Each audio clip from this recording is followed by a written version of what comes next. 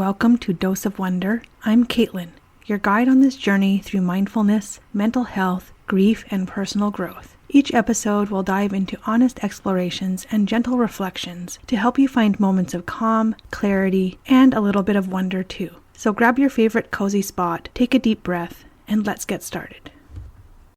Today's podcast is basically unpacking how we handle weighty information and maybe find some ways to stay balanced but still informed. And this can make you think about your own information diet, what we are actually feeding our minds. I used to be an editor for the popular YouTube channel Psych2Go, which aims to make psychology and mental health more accessible to the masses through cute, fun, and engaging animated videos. I loved being an editor because I learned so much about various psychology and mental health topics. But in my job as a Psych2Go editor, I used to read a lot of heavy articles about mental health issues, such as toxicity, narcissism, depression, anxiety, loneliness, and gaslighting, among many other topics.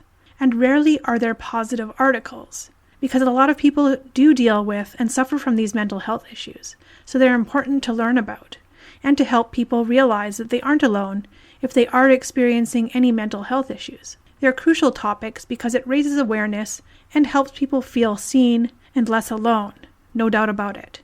But reading so many heavy articles can be a bit mentally draining, which is why the few times I've written stuff for Psych2Go, back when I worked for them, I tended to write about more positive, or at least not overly mentally taxing things, like the power of positivity, or fascinating facts about the neurological condition of synesthesia, or how your imagination can have an impact on your physical body.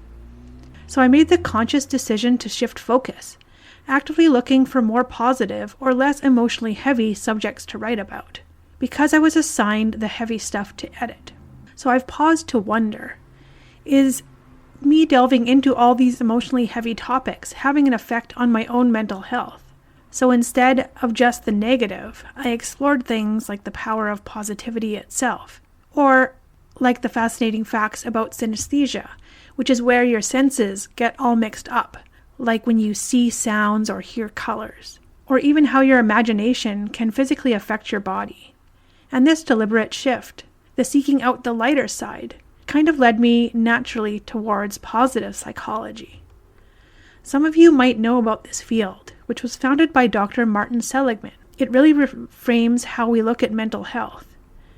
And it worked against the heavy stuff I was dealing with by flipping the script. Traditional psychology often focuses on what's wrong, the deficits, and fixing problems. Positive psychology asks what makes life worth living.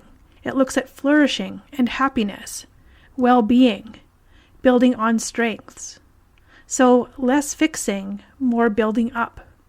It focuses on strengths and virtues, things like wisdom, courage, humanity, justice, temperance, and transcendence too, finding meaning and purpose in life, through things like gratitude, hope, humor, and appreciating beauty. So for me, it wasn't just theory. It became a practical toolkit, really, which I put into practice.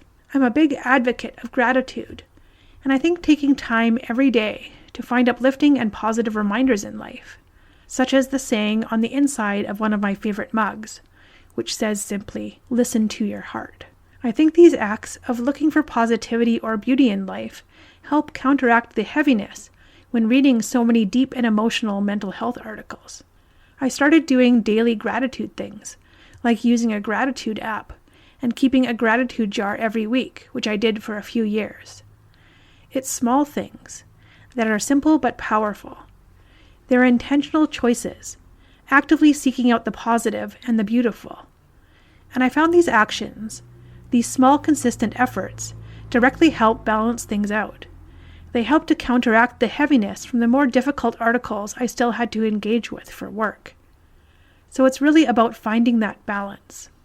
So the takeaway from today's podcast is that the information we take in, even if it's important, can have an impact on our mental state.